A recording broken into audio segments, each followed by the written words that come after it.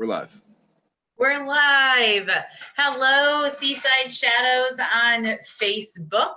It's Courtney and Andrew here, your ghost host and hostess. And welcome to what has now become a monthly segment for us. So we are still doing weekly segments, you may have noticed, but we made some changes when we reopened Seaside Shadows for actual walking tours in person, which we've been having lots of fun. We reopened July 3rd for walking tours, and we've had some fabulous weekends and weeks with private tours, public tours. We have special events coming up, so it's been a really exciting summer month. And now, now we're starting another summer month. And in between all of our tours in Mystic, we've been doing one virtual segment a week, so that on social media you can still follow us and get some content. But we know that whether you're coming on the tours or watching us online, that you may have questions, comments about the content, about ghosts, about what's going on in Mystic. So that's what we're here for on Mystical Mondays. Now, I'm trying to think of where to best begin. I'll probably begin by telling you guys what's coming up for Seaside Shadows. So it is Monday, which is, I don't really know what days of the week mean anymore, but we have a couple private tours going out tonight. Sorry, the dog will sometimes contribute when I'm here during the day. But we have a couple private tours going out tonight. And that reminds us to tell you that you can book private tours. A lot of people want to have their birthday parties or a larger family group come that doesn't want to take a public tour with everybody. So you can always contact us, and as best as we can, we will fit in a private tour for your group so that you can still ghost walk with the people that you love. We are also doing public tours 4 days a week currently. For the month of August, we have our downtown Mystic tours on Tuesdays and Fridays, and Google annoyingly doesn't always show the Tuesdays, but they're there at 8 p.m. And on Saturdays and Sundays, we have the Mystic Graveyard tour at 8 p.m. In the fall, we're going to switch it up just a bit. So they're going to run Thursday, Friday, Saturdays, and Sundays at 7 p.m. And it's going to be Thursday, Saturday downtown, and Friday, Sunday graveyard. And then come October, there's a lot more. And on Saturdays, you can take either tour at 7 p.m. As you get closer to Halloween, we'll have 9 p.m. tours and midnight cemetery investigations. We also have a very exciting special event coming up in September, paranormal investigation with John Zaffis, the haunted collector. A lot of people are sending questions because we've always done historic locations with John Zaffis, and people are like, wow, you're doing a haunted house? What does this mean? Am I walking through a haunted house, or are we investigating for ghosts? So curiously enough, the Dark Manor, who we do kind of an October deal with, so you can get spooks two kinds of ways, is located in a historic building. And the historic building once served as a schoolhouse. It also served as a Freemasons temple. It's on the site of a river and a property where there's been some stories of possibly murders that have occurred on the property. And they've also had some interesting Native American past in that area. So the property itself is legitimately historic and has a lot of real haunts. What happened is the Dark Manor Haunted House thought it was a prime location to set up their spooky animatronics and actors and all of the things that make us scream in terror in a loving environment, because we love Halloween, but that make us scream in this actually haunted house. So we will be investigating the property and the historic haunts of it, but you will get to see a lot of the spooky things that make a haunted house a haunted house. so you get that little extra ambiance with it. And John Zappis will still be our host for this. Another question a lot of folks are asking about this. Is it safe? Is it inside? How does this work? The Dark Manor is both an inside and outside haunt. We are limiting our groups this year to be quite small with John Zaffis for the time slots, but that's why there's 3 to choose from. If it comes that it would be better that we do primarily outside for most of it, that's not a problem. And we'll figure out how to let people take a peek inside in small numbers, but we're going to make sure that you are safe, socially distanced, and have a great paranormal investigation. So that's coming up on September 19th, and you can buy tickets on our website. We also have ghost boat tours that are going out, which are on the Thames River between New London and Groton on the Thames River Heritage Park water taxi. And those are taking place once in August, once in September, and twice in October.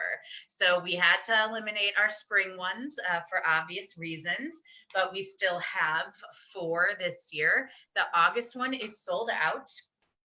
The September one has 5 spots. 5 spots left. So you want to get those for September 18th. And there are still spots for the October tours. Judging by how fast the August and September went up, we highly encourage you to book your ghost boat tour. Our theme for these tours is shoreline epidemics, where we talk about everything except COVID.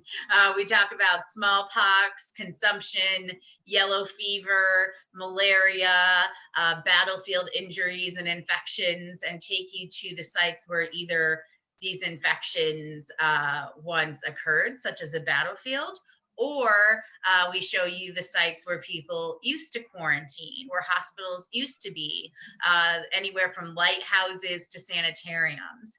And we'll be doing that at sunset on the water. So it's a really exciting ghost boat tour that we hope you'll join us for. And we are doing a special commemorative series, September 5th and 6th, with Thames River Heritage Park for the Battle of Fort Griswold, for the anniversary of that. And they also have some ghost boats that they are booking, which will strictly be a commemorative tour with information about the heroes of Fort Griswold, the villains of the battle at Fort Griswold, and being able to see from the water where the British came in and what happened on September 6, 1781. So those are happening as well. Trying to think, Salem, we should talk about that. So we were going to do a Salem virtual tour on August 1st. And I got to thinking, one, I think, everyone thinks Salem in October, and not everyone is going to be able to take place in such a grand event this year. So October would be a really great time to be able to do a Salem tour. But in addition to this, Salem, Massachusetts has a new mask protocol outside in public, including for tour guides in certain areas. We mapped out our tour, and about half the stops are in a mask mandated area. And while we believe that wearing a mask helps stop the spread, it is a little bit tricky as a tour guide who's doing it only audio visual, not in person, to give you that experience. So we are working on figuring out how to best navigate that, and that gives us a little extra time. So on October 16th is our virtual Salem tour for the fall. So everything from the Salem Witches to the Merchants to Nathaniel Hawthorne. We hope that you join us for that. Andrew, am I missing anything? Oh, Elm Grove. Yes. Oh my goodness. So we always get questions, and Andrew can attest to this, about the beautiful cemetery down the way from the Colonial Cemetery where we give tours. And the beautiful cemetery everyone's referring to has these beautiful arches, and it's the Elm Grove Cemetery of Mystic. And it's was built in the 1850s. It's a Victorian era cemetery. It's beautiful. And when you're kayaking down the river or from any point on River Road, you can see the cemetery overlooking it. All these sea captains and sea merchants wanted to be buried on the water so that they could always look over it even after they're passing. The monuments are very ornate. They have everyone from Civil War soldiers to World War I soldiers. They have folks that died of the Spanish flu in there, and burials of that are congregated together. They have some powerful female figures, and there's just a lot of names you hear in Mystic that you'll see in that cemetery. So we are working on a Victorian themed ghost tour of Elm Grove that is going to launch in September. That, much like the boat tour, at least this year, will be a limited series event. We're going to have 2 tours in September, 2 in October, and 1 in November and 1 in December, which will go with our Christmas theme. And we did announce our Ghosts of Christmas Past tours will come back this December, and they will run on Fridays and Saturdays, interchanging from Graveyard on Fridays to Downtown on Saturdays. So we do have that coming up. Now I really have to think, am I forgetting anything? One more, because we don't stop and because we love you. Halloween weekend burial ground investigations. We're doing 2 this year. Why? Because we usually do it the weekend before Halloween. So October 24th, we are doing 1. But this year, October 31st falls on a full moon. And that means that we absolutely must do it.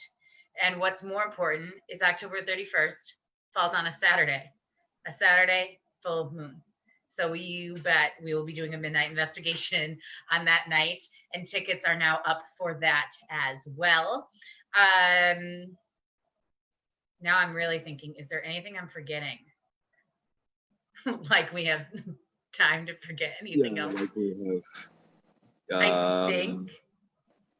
I think that's it.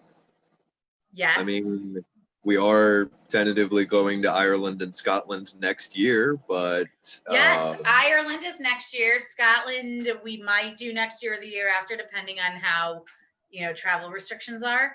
Ireland has been postponed from November 2020 to April 2021. We have a really fabulous itinerary planned where you can do everything from Kiss the Blarney Stone to walking through haunted cemeteries in Ireland. And there's just this immersive supernatural energy in the Emerald Isle that we are going to take part in.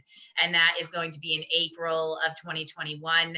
We tried to time it around when people will have April breaks and things like that, when things will be a bit safer after those crazy winter months. Perhaps a vaccine will be out. We're very hopeful that by April, we'll have a very safe and fun haunted history trip through Ireland. But you can make reservations now by making a deposit. The deposit will hold your spot, and the full payment isn't due till closer till, so that you don't have to worry about making the full commitment with that. But yes, that's another thing that's coming up. I am working on a 3rd book that will be out next year about Civil War ghosts in Connecticut. So that's currently being researched and worked on. And there are special events that we are hoping to still hold with our friends at the Daniel Packer Inn later in the fall. We are hoping to bring back our murder mystery dinner and another spooky story dinner, or perhaps an encore of the murder mystery. But of course, that is entirely contingent upon restrictions and where they fall in the fall at that time. So we worked on planning it, but we are kind of dependent with those activities on what the safety protocol is. So that's kind of a little up in the air, but I think that covers everything that we have going on at Seaside Shadows. So what does that mean? We do it with just 3 people. I know. I know. Right now, Andrew and I are kind of running all of these events and tours. We love what we do, so don't you worry about us. We're having a great time. You may see some new team members coming on board later this year. We're hopeful about that. Some exciting new folks. But don't worry, we're not going anywhere. This is who we are and what we do, and we love it. And we've been already having so much paranormal activity on our tours this year. It's been incredible. Like they are out and about and active. Yes, they are. So today's the full moon. Andrew and I will be out tonight giving tours and doing an investigation. And with the full moon and a storm coming up the coast, we're excited for what the paranormal is going to be this evening. But it's been a lot on the tours. A lot of people say, like, can I guarantee an experience on the tour? It depends on, of course, on how open you are to it and what's going on and what the spirits are doing. Nothing is a guarantee in the spirit world. Or in this world.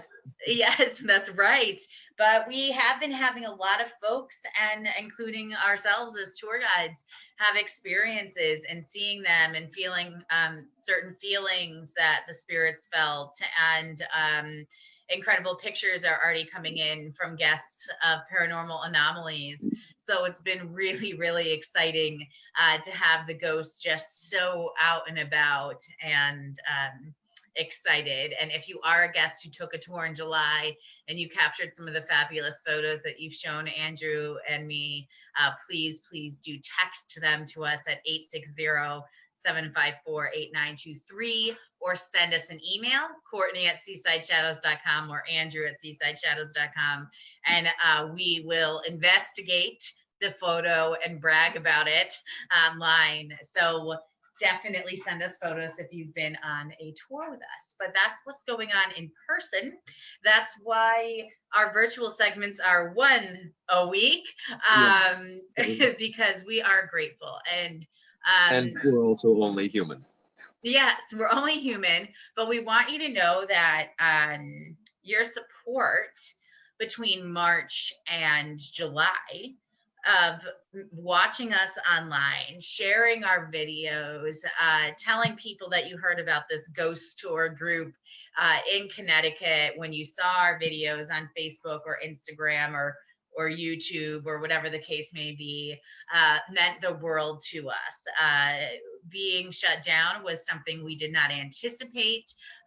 It was a very stressful spring, but we decided to make the most of it and create these virtual segments. And your support has been outstanding, and it helped motivate us to keep redeveloping and recreating and moving forward. And now we get to do these awesome things with you in person and still carry on these virtual segments. So thank you so much from the bottom of our hearts for your support and for watching us these past few months and for coming to see us. It means the world, and we're so happy to be out and about. But we did fall in love with our segments when we started creating them. We gave it some thought. Do we only do one of the types of segments? Do we only do spooky segments? Do we only do historic segments? Do we only do witchy, or do we only just pop in and talk to you once in a while? It didn't seem like any of them were easy to eliminate. We grew attached to them, and they all are a part of who we are. So it came down that we are going to keep all of the segments, but we're going to alternate which ones we do. So since we started the alternating with the reopening, we've done one Witchy Wednesday, one Cemetery Saturday, one Spooky Story Sunday, and now we are doing Mystical Monday. And the three segments that we're going to chat about today, for Witchy Wednesday, we made an aloe vera and chamomile tea sun spray. Um, for Cemetery Saturday, we talked about Marquis de Lafayette, which has become our most watched virtual segment. So thank you to everyone for watching that one. He's one of our favorite people in the world. So we are so glad that you shared and enjoyed that story.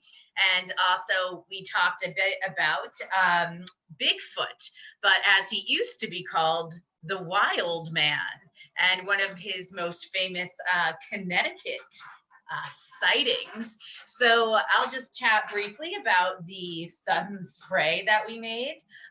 I was actually inspired.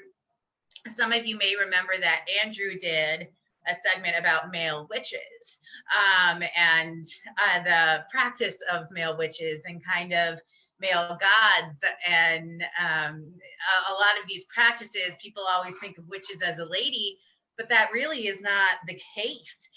And there's gods, and there's masculine gods and masculine magic, and that translates directly into the practices of a lot of male witches.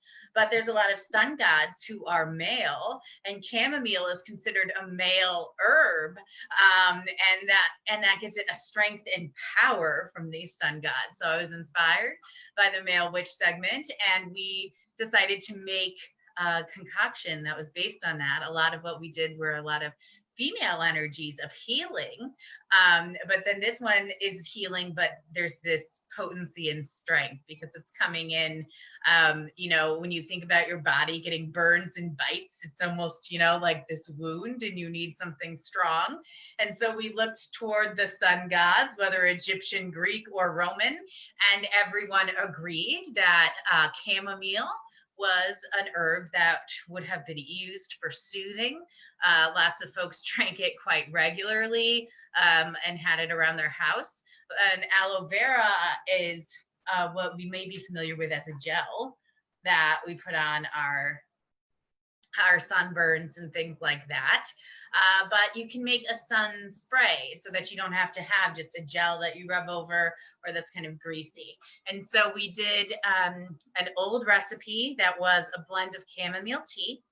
And we took from the aloe plant, scraped out the pure aloe gel, nothing added, just aloe straight from the leaves, with some chamomile tea that was piping hot.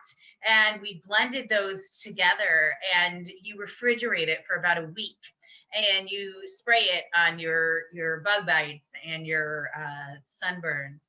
And does it work? Actually, the whole week of Witchy Wednesday, I was getting eaten up alive by bugs, which is part of the other inspiration for that segment. And I used it all week on bug bites and after I was out in the sun. And it was incredibly soothing. And my husband, who's a little more skeptical on it, did use it on his bug bites. I saw him go to the fridge and grab it, and it works. So definitely, we recommend the sun spray. That's not on our website yet because it has such a short shelf life of a week. If you ever need any made, you can always send us a little note. Our other concoctions of lavender water, rosemary water, cauldron brew, black salt, those are available on our Seaside Shadows store. Our books are on there, and some apparels hopefully coming soon. The next thing that will be on there is the Artemisia water this next Witchy Wednesday. You may remember we did part one over a month ago, almost 2 months ago, but it had to sit for almost 2 months. And now we're going to do part two coming up on the next Witchy Wednesday. And that's the one that helps females a lot.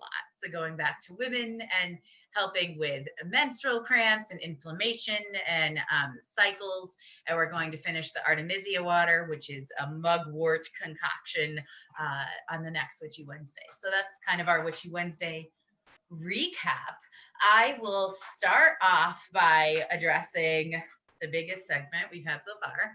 Marquis de Lafayette is coming in next.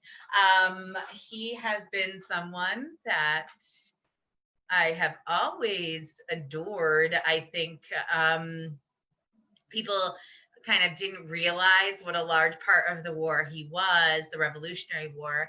When I was writing my book, Revolutionary War Ghosts of Connecticut, and I was going through Connecticut, of course, it struck me to be in places where Marquis de Lafayette was, and that's how I started to learn about him. But what I think struck me more was how inspirational he was to the people of Connecticut and to the people of this country when he was here. He was always reminding people of their value and of their worth and of how good they could be. And he was fierce on the battlefield, despite people wanting to protect him and not put him out there. But he also had this moral compass when it came to, the integrity of a country and a person and freedom, that he lived his life exemplifying and, believing in the American people. So he was always an inspiration about that. And Andrew, you've also been inspired by him. What made you kind of fall in love with Marquis de Lafayette? I mean, so many things. There's just so much to love about this man. But I think above and beyond all, I love his sense of liberty, of freedom for everyone. It doesn't matter who you are or where you come from or what you look like. You deserve liberty and freedom. And I think that just makes him so endearing. Yeah. He Yeah. is just, it does. And I think, George Washington had an affection for him as soon as he met him. But I love the part of the story when Marquis de Lafayette comes here, and he comes on a commission from Benjamin Franklin, who came and was to France and was we need French soldiers because the Patriots were suffering and they did not have adequate money or things, clothes, food, provisions, and they were seeking French soldiers and eventually French money. And Marquis de Lafayette comes with other Frenchmen after Benjamin Franklin sort of solicits it. Benjamin Franklin says that he's going to tell everyone how fabulous Marquis de Lafayette is. But then Marquis de Lafayette goes to Philadelphia, goes to the Continental Congress with all of these Frenchmen, and the door's shut in their face. Who are you? Why are you here? Get out of here. Benjamin Franklin's note hadn't arrived yet. And these men came all this way. Marquis de Lafayette, wrote angrily, I came to help and you're going to take my help. And at that point, George, yes. And then, that captures George Washington's attention. And nobody could even really stay mad at him, which makes me laugh. With his story is we told him that he shouldn't fight in battle, but he went out and did it anyway. We told him to, stay home, but he did this anyway. He pissed off the French monarchy, but yet he went there and camped out on the street on the front of Versailles until they gave the French aid that he wanted. Yeah, he's a pretty, interesting fellow. I mean, make this as you will, but it was even said that it was rumored that he had affairs with other women other than his wife, but she loved him so much that she just thought that was the nature of having a charming man, and she no matter what he did, everyone was oh, but it's you. And I don't know what it's like to walk through life as that sort of person, but I feel the same way about him. If I ever read anything negative, I'd be oh, but it's you. One thing I did not realize about him, which was a learning for me, because I learned so much about him in the Revolution, but post-Revolution, I didn't know as much other than, his imprisonment and involvement in the French Revolution. I learned how much of his life he dedicated to the anti-slavery movement and to the abolishment of slavery, and how he actually himself created a plantation with paid workers to show George Washington and other founding fathers that you did not need slavery to thrive, and that you could employ people successfully, and it would not be the end all. Of course, the founding fathers were really concerned that people wouldn't work for money in America. If they Why would they work on someone else's farm if they could run their own? And I think that was something that really frightened them. Perhaps that there would be no labor, that paid labor wasn't gonna pan out. But Marquis de Lafayette really, continued to try to lead by example and advocate that everyone should do this. And I also did not realize, though, the closeness with George Washington was a father and son type relationship, but that he took soil from Mount Vernon and brought it back to France so that he would be buried in it. Was also pretty fascinating. So even in our segment and researching it, we learned some things we didn't know. So I love the fact that when he came back to tour the States and came to New York City, 2/3 of the population showed out for him.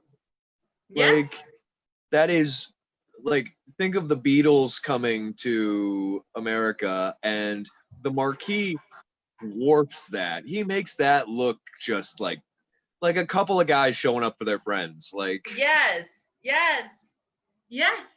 And he goes throughout America as this elderly man, and then he says to everyone, "Excuse me, are you living up to your promise, more or less, of being, this free nation full of hope for everybody?" And I think it catches people off guard, but yeah, he's amazing.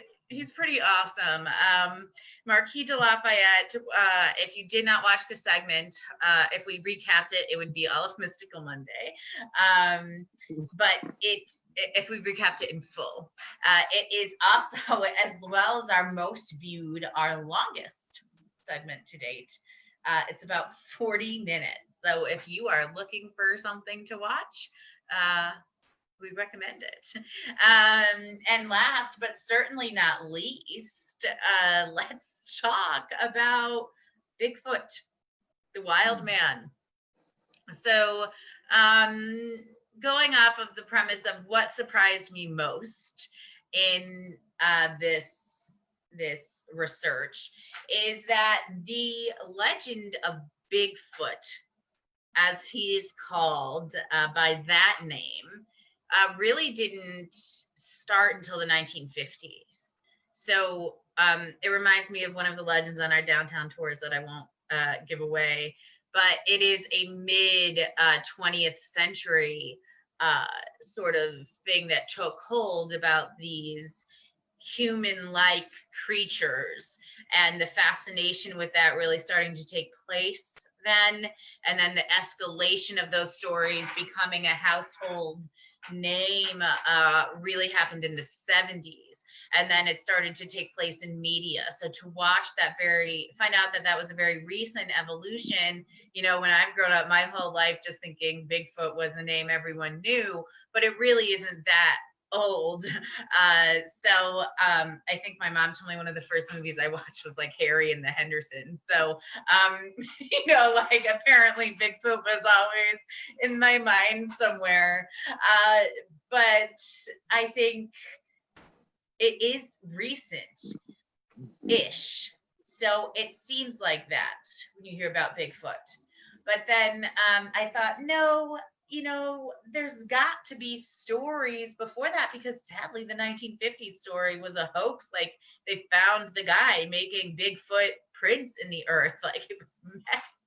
So does that debunk the whole legend? Not quite, because before the 1900s, there were tons of legends. Some became popular in the 1800s in Connecticut and in New England. They were called the legends of the Wild Man, which was a very tall, ranging anywhere from 6 to 8 feet tall, human-like being that was very much covered in hair, had an ape-like appearance, was,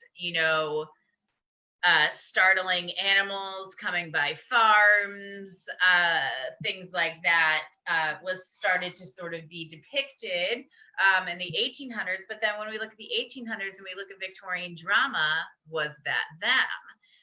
We could discount it unless we go back to the Native Americans, who have actually documented accounts of the people that live in the woods that are very tall and very hairy and that don't make these human vocal sounds. I think someone said they were mixed between like a frog and a cat type sounds, and that they would coexist and they would see them out there. And so, that legend makes me think that there's something more. And some of these people that came forward with sightings between the 1600s and 1800s were really reputable people in their communities that would have no reason. The story of the Winsted Wild Man, the first one comes from a man who's an elected official, an educated working man who's on a walk with his dog picking some blueberries. It's a pretty much, normal day for him when his dog cowers between his legs and this wild man-like creature appears. So strange thing to make up. It's not, horrifying. And it must have been very real to them because they sent off hunts. When we look at the 1800s, we look at the hunts for wolves because of the sheep craze, but they were actually sending off hunts for the beast, the wild man, into the woods. So I think, yeah, is there something we don't understand? It's entirely possible. Are there things in the woods that haven't been identified that could be man-like creatures? Sure. But I think the last most fascinating thing about it is most legends take place on the West Coast, especially Washington State, Oregon, things like that. New England was always considered to be too inhabited to have mysterious creatures, but Connecticut is extremely wooded in a lot of parts of it. And so Connecticut has not been a stranger to Bigfoot stories. And Andrew and I were a little bit taken back to find that one of the most recent Bigfoot stories is in our hometown of East Hampton. So maybe I've been living with him all my life and I did not know, maybe he came by. But, we'd love to hear what you think. Could it be real? If it's not real, why? If it is real, why? But one of the biggest, yeah, go ahead. It makes me think of like the Himalayan Yeti and things like that, and like Yes. how close those beings are in description and lore, and yet like these are two massive, even three massively different cultures that have recordings of basically the same thing. Yeah. So they're like, legends are even based on truth. So something was out there, and this legend coming from multitude of cultures and a multitude of geographic locations. Sorry, my cat. Really does make me think that there is something to it. But then there's things that I question. And I think the number one thing that I would like to know or understand is, where are the remains of such a big foot? Because they would have to die at some point, right? And in the ocean, we can kind of dismiss that we don't see all parts of the ocean. We haven't gone to all of them. We don't know where they are. But Bigfoot, if they're on land, no one's ever found a set of kind of these human-like remains. Hold on, I'm going to, my cat is rubbing on the computer and he's about to shut it. So everyone give me one moment, please. Andrew, you can feel free to talk about my very fat cat named Lennon. Oh, hi, Lennon. Oh, look at him. To make an appearance. Hello, I am on the computer, so I have to leave the office. He is adorable. I love that cat. All of her pets are amazing. They are very good. I have two cats and we have a dog here. And during the day they're not used. They're like, she goes out at night and does her job. We can do whatever we want during the day. So it happens when you have mystical Mondays to the daytime. But yeah, I would like to know where, if Bigfoot has remains, if Bigfoot's there, do Bigfoots not die? Yeah. Or do they have some, like, there's so many hypothetical answers to those questions. Like, are their remains somehow more attractive to like bacteria or insects, and so they get biodegraded way more faster?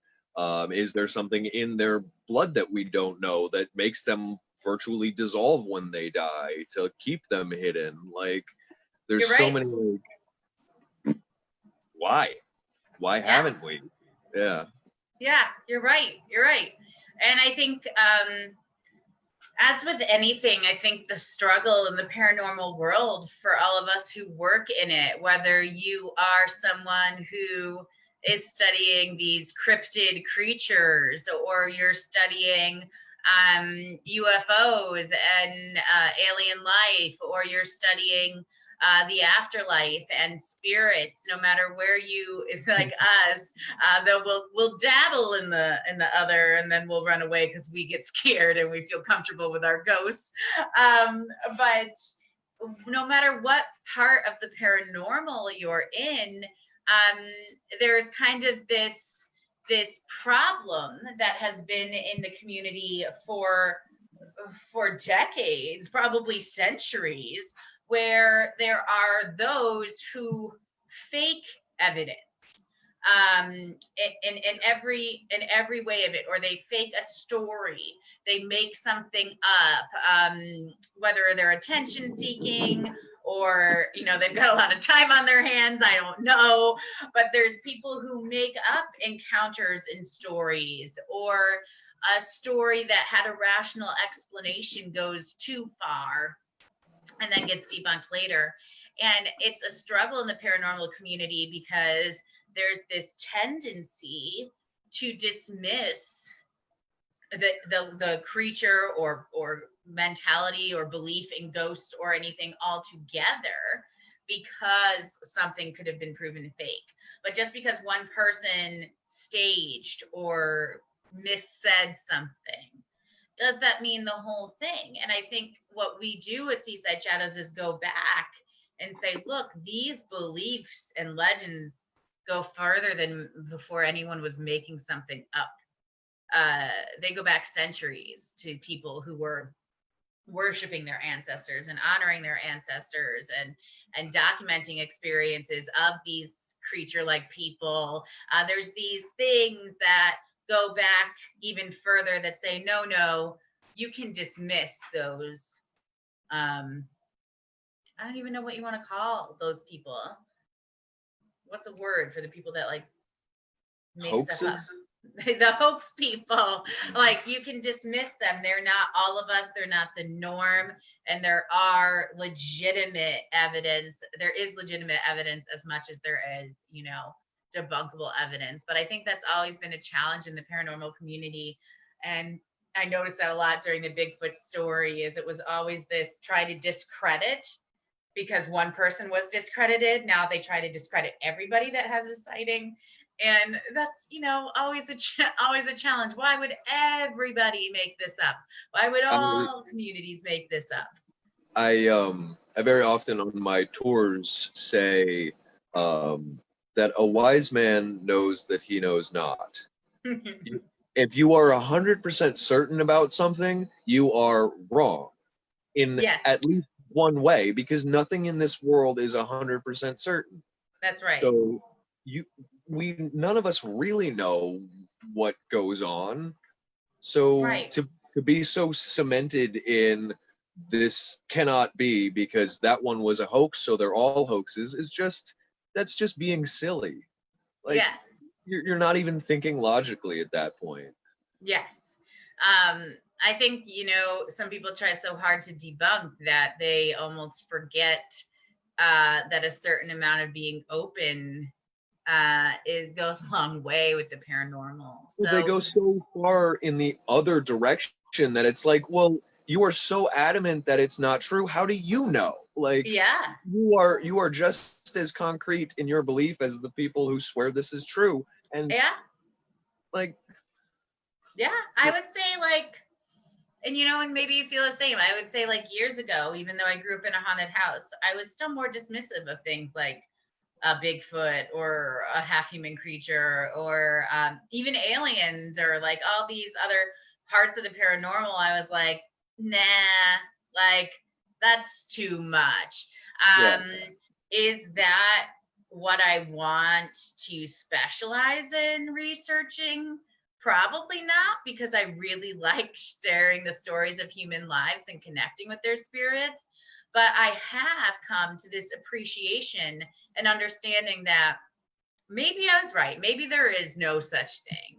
Or maybe I was wrong. And maybe there is. And that there could be, like you said, I know not. And I've grown to this piece of there could be some things out there that are beyond my comprehension. And I have to make peace with that. Or, maybe get excited that there are things that I don't know about. And that's okay. The world goes round. we are not meant to understand everything. We're not. We can't. Like, we just we don't have the capacity. Yeah. And isn't it said, I think, I don't remember who, but isn't it said that like we only use 8% of the human brain, like, in a day, that's all we're using? So if the other 92% were being utilized, like what would we understand or be capable of? Or, it's kind of that's always been one of those things, those facts where it's like, wow, that seems like such a small number to wrap your head around. But yeah, I think, could there be wild men? Sure. I asked the same question I asked about the creature on our tour, who I will not divulge to those who have not come. You must come to meet the creature of Mystic. But the same question I always ask. It's always called a man at the end of these. A wild man. The other one's called a blank, fill in the blank man. Are there female counterparts to said creatures? That is a good point. Are like do Bigfoot like reproduce asexually? Because like no female Bigfoot. Like they're like, oh, the wild man. Like, how do we know it wasn't a wild woman? Like, maybe, are they just maybe genetically they saw that it was a wild man. Who am I to say? Like, they were like, if they're walking around, they said naked, so maybe they know. But then that still brings the question: if they know they saw a male creature, yeah, where's all the female ones? where are they? Yeah. Are they there? They'd have to be, unless we go back to the theory of they're like these immortal beings, which seems a little bit stretching it. I liked your idea of, that perhaps they decompose faster. That seems like a more legitimate explanation than immortal. But but hey, there's a jellyfish are immortal. I mean, lobsters are biologically by age immortal, so it happens. It's so not somewhere some way somewhere in life it happens. A bunch of wild men were put on the planet and they continue to live on with no female counterparts. I don't know. Are we sure they weren't cursed? Like, we've digressed in our Bigfoot understanding conversation. Clearly, we are not cryptid experts, and I know there's going to be somebody who's like, this is what they do. They have a title. Was it like cryptid zoologist or something? I don't know, but they have like a name, and they're going to watch this, and they're going to be like, these people Yeah, they're just gonna be face palming me the entire time. It's like stick to ghosts. Like They're gonna be like, these are the people discrediting my work. Yeah, stick to ghosts. Go back to ghosts. We do, but if we never mentioned that there was the Winsted Wild Man, who would we be? It's a Connecticut legend, and if all we've done is introduce you to it so that you can go on a better Bigfoot informational quest, then we did our job. So we hope you have luck, and we are always open to ideas. So please share with us if you have ideas about Bigfoot's A, existence, B, male or female identification, or C, where they go if or when they die. Please do let us know. We're always open to new ideas and hearing what other people have to think and say about these things. But we are rounding out our hour. If you had questions that we did not get to answer, I have been checking the Facebook, but there's nothing there. You're probably all working going, why are these people just talking about the paranormal in the middle of my Monday? That's our work. Don't be jealous. We're busy, guys. The beginning, there's so much going on. Yeah. But no hate. But if you do have questions that we can answer for you about anything that we have filmed, about the paranormal in general, our experiences with ghosts, about what's going on in Mystic, about going safely, having a tour, please don't hesitate to reach out to us on our Facebook page. You can send us a message. You can leave us a comment. You can email us on our website. We will be putting these on YouTube and Instagram as soon as we can. And you can contact us on there as well. And we will work to respond as quickly as possible. But we hope you have a great rest of your mystical Monday. If you are in the path of the hurricane, who I am not even going to try to say its name because I've been calling it Isaiah, and apparently it's wrong, and I don't know how to say it. I don't think I've heard the official name yet. Let me see. I put on the Weather Channel today, and I was like, what did they just say? I think it's actually a Spanish form of a name, and I do not speak Spanish, so I would murder the name. Iazia, I don't know. It's like Iazia or something like that. Iasias. So maybe that's it. The Weather Channel people didn't sound like they were really doing a great accent or pronunciation it's either. It's a very interesting, unique name. Yes. We're just going to say, if you're in the path of the storm, stay safe, be careful. We will let the folks know that are booked for our tour tomorrow night how things are looking. We do love that storms generate activity, but we will see if Mystic will be directly impacted, and we will make the decision at that point. And so if you are booked or are thinking of booking, stay tuned. We'll decide tomorrow. But have a great rest of your Monday, and we will see you next week for Witchy Wednesday. Bye, everybody. Bye, guys.